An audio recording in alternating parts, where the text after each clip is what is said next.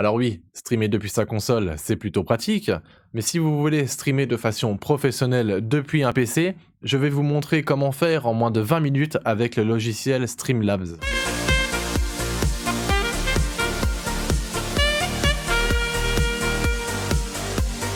Avant de commencer, je voulais vous remercier pour l'accueil que vous avez fait à ma dernière vidéo et les commentaires que vous m'avez laissés.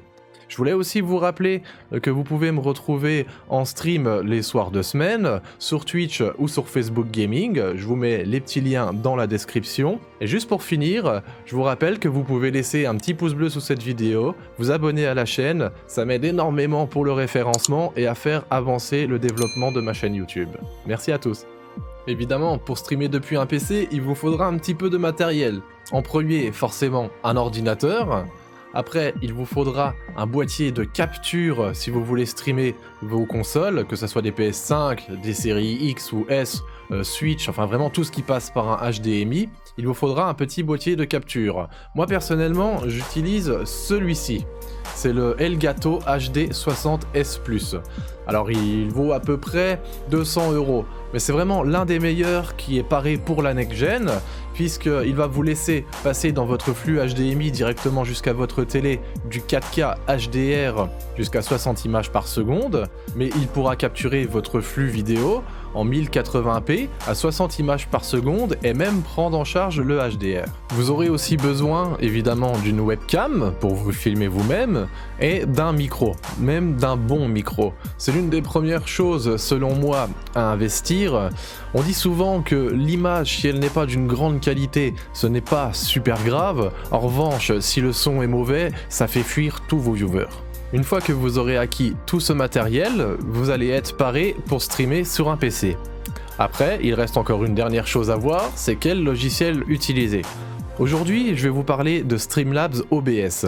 Alors il existe plusieurs logiciels. Il y a déjà OBS, qui est sûrement le plus connu, XSplit, il y en a encore d'autres, mais c'est, on va dire, les trois plus connus, Streamlabs OBS, OBS et XSplit. On va rester sur Streamlabs OBS car selon moi, c'est l'un des plus faciles à appréhender pour quelqu'un qui débute dans le streaming. On va donc aller télécharger ce logiciel. Pour ce faire, ouvrez tout simplement une page internet de votre navigateur, allez sur Google et vous rentrez Streamlabs. Vous prenez ensuite le premier lien indiqué dans la recherche, c'est le site officiel de Streamlabs OBS, et là vous arrivez sur la page d'accueil du site qui vous propose le téléchargement du soft. Installez donc ce soft sur votre ordinateur, laissez-vous guider, il n'y a vraiment rien de compliqué, vous faites suivant, suivant, suivant, tout se fait tout seul. Ensuite, ouvrez ce logiciel depuis le raccourci que vous avez créé sur votre bureau. Et là, il va se passer deux choses. Streamlabs va vous demander sur quelle plateforme vous souhaitez streamer. Donc après ça, il vous suffit de vous connecter à la plateforme voulue, Twitch, YouTube, Facebook Gaming ou même encore Mixer. Vous rentrez vos identifiants, vous acceptez tout ce qu'il vous demande, c'est vraiment sans aucun risque, c'est simplement parce que le logiciel Streamlabs va avoir besoin d'autorisation pour pouvoir par exemple changer le titre de vos streams ou alors gérer la résolution de celui-ci. Après ça, il va vous demander si vous voulez faire une exécution automatique des réglages. Je vous le recommande fortement car c'est vraiment plutôt bien foutu. Il va tester votre connexion internet et il va régler tout l'ensemble de Streamlabs OBS selon le flux que vous pourrez transmettre. Une fois votre logiciel complètement paramétré, vous devriez vous retrouver sur une fenêtre similaire à celle-ci. Alors vous avez peut-être pas tout à fait les mêmes couleurs sur le logiciel, c'est entièrement normal, puisque moi je suis abonné à l'abonnement Prime de Streamlabs OBS, donc je paye tous les mois pour avoir accès à des petits softs et des petits overlays en plus, des petites choses. Mais c'est vraiment pas obligatoire, surtout lorsqu'on débute, vous pouvez rester vraiment sur la version gratuite. Donc on va faire un petit tour sur ce logiciel. Donc là, en premier, en haut, vous avez le monitoring. C'est là que va s'afficher votre image et tout donc le flux vidéo que vous allez envoyer dans votre stream. Juste en dessous, en bas, vous avez le mini-feed. Alors là, il est un peu petit, voilà, je vais le remonter. Donc moi, j'ai un mini-feed un peu personnalisé. C'est là que va venir se rassembler tous les événements de votre stream, que ce soit les likes, les partages, les abonnements, les follow, les subs et les dons, enfin vraiment tout ce qui va se passer sur votre stream. En dessous, ensuite, vous avez 3 petites colonnes. Donc à gauche, la première, c'est la colonne de scène. Donc là, on va venir y mettre toutes ces scènes. Par exemple, la scène, le stream démarre bientôt. Après, la scène live stream où vous êtes en train de jouer. Vous pouvez y mettre aussi une scène de pause lorsque vous faites une petite pause sur le stream. Et même une scène de fin. À côté de ça, va venir se regrouper toutes vos sources. Alors vos sources vont être différentes à chaque scène, et vos sources, ça va être tout simplement votre webcam, la capture de votre jeu, votre overlay, vos textes pour habiller le stream, tous les textes de notification de sub et de follow. Et après, la dernière colonne, donc à droite, c'est la table de mixage. Donc là, toutes vos sources sonores vont être réunies, et vous pourrez donc en baisser le volume, l'augmenter, vous pourrez aussi les muter, les démuter, vous pourrez gérer vraiment tout le son en quelques clics, c'est vraiment très pratique. Donc la première chose à faire, lorsque vous êtes ici, c'est de venir ajouter en priorité votre webcam. Donc pour ceci, on clique sur le petit plus dans l'onglet source, qui est juste ici. Et là, alors là, une fenêtre s'ouvre avec beaucoup de choses. Pas de panique, vous allez vraiment comprendre, c'est très facile. D'autant plus que lorsque vous cliquez sur une source, le logiciel vous donne une petite explication. Donc au début, il n'y en a que quelques-unes à connaître, mais c'est vrai, par la suite, vous les appréhenderez tous une par une. À force de vous plonger dedans et d'améliorer votre stream, vous comprendrez, vous verrez, c'est vraiment très facile. Donc là, on va venir ajouter un dispositif de capture vidéo. Donc par là, le logiciel entend les webcams ou alors les cartes de capture comme la carte Elgato que j'utilise pour capturer les consoles par HDMI. Donc là, ce qu'on veut, c'est ajouter une webcam. Donc on est sur dispositif de capture vidéo, on fait ajouter une source. On peut changer le titre ou pas. Moi, je vais le changer, comme ça sera plus clair. On va tout simplement écrire webcam et on fait ajouter une source. Là, il nous ouvre une petite fenêtre de réglage. Donc là, d'origine, il y a mon boîtier de capture Elgato qui est sélectionné. Moi, ce qui m'intéresse, c'est ma webcam. Et vous pouvez même prendre la capture d'un logiciel que vous utilisez. Par exemple, moi, j'utilise le Nvidia Broadcast pour gérer des petits effets sur ma webcam. Donc c'est ce que je vais choisir ici. Et là, ça y est, l'image apparaît, c'est magique.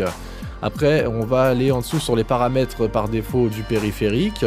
On va mettre sur personnaliser, comme ça vous aurez accès à tous les réglages. Moi par exemple, je vais même mettre ma caméra en 1080p et le débit d'image, je vais le mettre en 30 fps. Une fois que c'est fait, on clique sur terminer. Donc là, vous me voyez en gros, ça prend toute l'image, c'est pas cool, c'est pas ce qu'on veut dans un stream. Bien évidemment, vous sélectionnez le petit carré dans l'angle et vous pouvez réduire à la taille voulue. Après, vous pouvez le placer avec la main où vous le voulez. Donc on va le placer à peu près au milieu pour ne pas s'y perdre. La deuxième étape immédiate que l'on va faire, c'est là sûrement l'un des plus gros avantages de Streamlabs, c'est qu'on va aller chercher un overlay, un thème complet pour notre stream. C'est ça qui va nous rendre le stream d'une façon professionnelle, avoir un beau rendu avec des petites animations et un beau décor. Donc on va se rendre tout en haut à gauche du logiciel, vous verrez plusieurs onglets, donc le tout premier en haut, éditeur, c'est celui sur lequel on est actuellement. En dessous, vous avez l'alerte box librairie, c'est pour paramétrer vos alertes, un peu comme les thèmes, c'est mettre des petits thèmes à vos alertes de follow, de sub, de don, on le verra après. Et encore en dessous, vous avez un onglet thème, donc là, c'est là qu'on va aller, c'est ce qui nous intéresse. On va attendre que le logiciel charge, voilà, c'est chose faite. Donc une fois sur cette page, c'est vraiment le paradis des streamers. Vous avez des thèmes, des centaines de thèmes. Animés ou non, il y a des thèmes fixes, il y a des thèmes animés. Personnellement, je préfère les animés, mais ça c'est vous qui voyez. Donc voilà, vous êtes sur cette page, vous en avez vraiment plusieurs, beaucoup, vraiment plusieurs, c'est énorme. En revanche, il y a une petite subtilité. Donc là, vous le voyez peut-être pas sur mon screen, c'est parce que moi je suis abonné Prime, donc j'ai accès à 100% des thèmes, mais beaucoup de ces thèmes sont réservés justement aux abonnés Prime.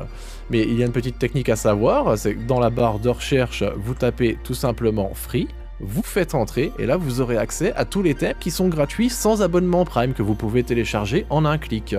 Deuxième petite astuce, on peut peaufiner la recherche juste ici avec ce petit bouton, et on peut choisir Animated ou Statique. Donc admettons on veut un animé, hop, voilà, on clique dessus, tout simplement, tout est revenu, on a un animé. Donc on va installer ensemble le premier thème qui vient, pour que je vous montre comment ça fonctionne. Donc on clique sur le thème voulu. Donc là on a un petit preview, c'est plutôt sympa. On voit le rendu que ça va nous donner sur notre stream. On peut cliquer sur les fenêtres du côté pour voir les animations quasiment en full screen. Admettons qu'on choisisse celui-ci, il nous correspond bien. On va venir l'installer en cliquant en haut à droite sur Install Overlay. Et là, la magie opère, c'est ultra rapide, il n'y a pas de grand chose à faire de plus. Tout se fait tout seul. On revient automatiquement du coup sur la page éditeur. Vous voyez qu'il m'a installé l'overlay. Il m'a lui-même créé plusieurs scènes, donc dans l'encadré à gauche, donc Starting Soon, c'est la scène de démarrage. On a la scène de live, ici, vous voyez, avec notre webcam, les petits overlays. Il a automatiquement placé toutes les informations de mon stream, que ce soit le top donation, la news donation, tout ce qu'il faut, le new follower, tout est inscrit ici. Et donc il nous a fait ces plusieurs scènes, voilà, on retrouve encore une fois ici les inscriptions, ici il nous a mis le chat tout simplement de notre stream qui va s'afficher. En revanche, bon, pour le coup il nous a pas mis la webcam au bon endroit, mais c'est pas grave, on va retourner donc dans la scène source. Vous voyez maintenant qu'il y a énormément de sources, les stream labels, donc les stream labels ce sont ces petites inscriptions pour votre dernier follow, votre dernière donation. Vous pouvez cliquer dessus, comme ça vous y avez accès, vous pouvez les déplacer, vous pouvez faire ce que vous voulez. Nous, on va juste redescendre, on va retourner sur la webcam, on va double-cliquer dessus puisqu'il m'a remis le boîtier de capture d'origine. On va venir donc rechercher la webcam, voilà, qui est chose faite. On clique sur terminer et voilà, la webcam est affichée, je suis dans l'encadré, l'overlay animé autour de ma caméra, tout est fait, tout est cool. Donc là, sur le fond de l'image, vous voyez, c'est une photo de jeu, c'est pour vous représenter un peu ce que donnera votre stream, et c'est représenté en bas dans les sources par l'image background, entre parenthèses, delete me. Ça veut dire tout simplement que vous devez l'effacer pour après venir y afficher votre capture de jeu vidéo. Donc pour ce faire, je vais juste prendre ma manette de PlayStation, hop là, qui est un petit peu loin.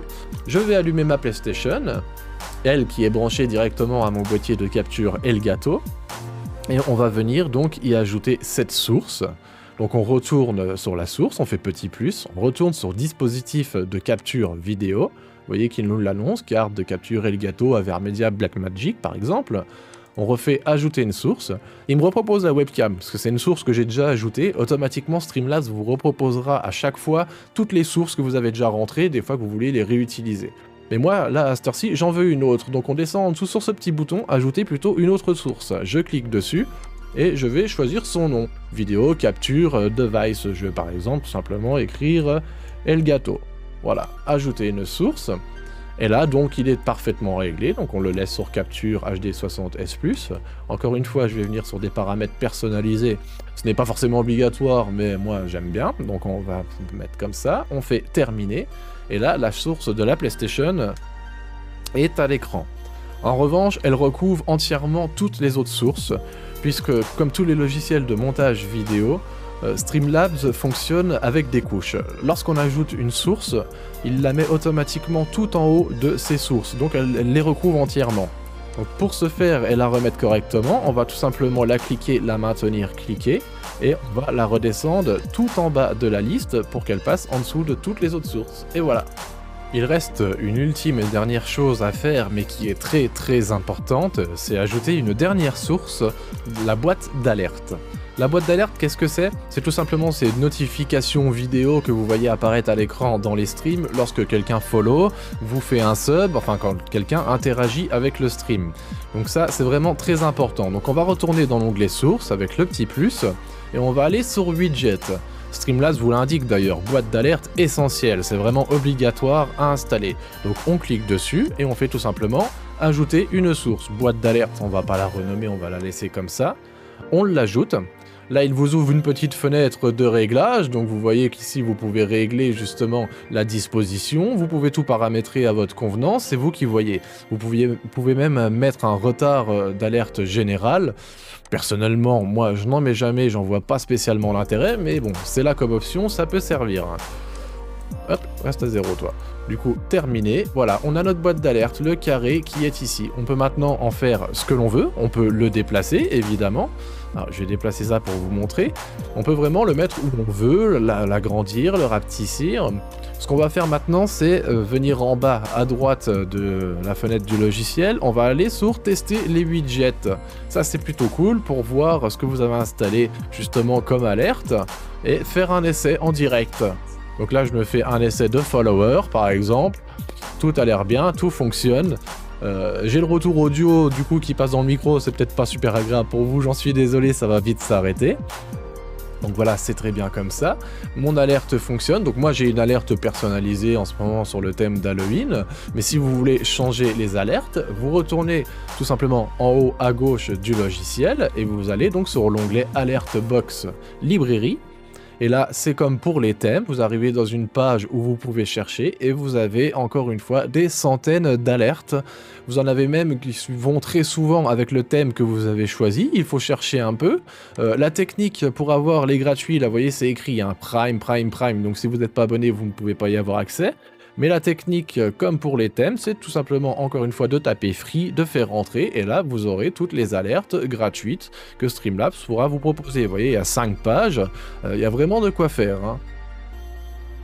Donc, on est bon, on retourne, du coup, sur notre logiciel. Là, à l'heure actuelle, votre stream est complètement réglé et paré d'une façon professionnelle, vous êtes prêt à diffuser. Maintenant, je vous conseillerais de lancer une diffusion pendant quelques minutes, entre 5 et 10 minutes, c'est vous qui voyez.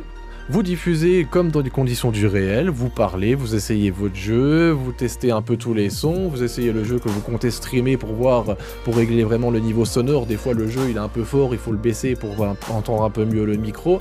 Enfin, vous faites un petit stream de 5 à 10 minutes, vous retournez ensuite le regarder sur le replay, vous voyez ce qui ne va pas, et vous regardez aussi surtout si votre stream est fluide, que vous n'avez pas un problème au niveau de votre connexion sur la diffusion. Dans tous les cas, je vous referai une vidéo très rapidement où on rentrera beaucoup plus dans les détails et là on s'intéressera à la petite page réglage qui est sur la roue crantée en bas à gauche. On se fera tous les onglets un par un, je vous expliquerai tout pour comprendre, mais avec le réglage automatique, logiquement, ça devrait quand même être plutôt très bon. On arrive à la fin de ce petit tuto. N'hésitez pas à me laisser en commentaire le nom de votre chaîne Twitch ou Facebook Gaming. Je viendrai jeter un petit coup d'œil pour voir si vous vous êtes bien servi de mon tuto et de voir un petit peu ce que vous streamez. En attendant, moi je vous remets les liens de ma chaîne Twitch et de ma chaîne Facebook Gaming si vous souhaitez passer une tête et faire un petit coucou à l'occasion.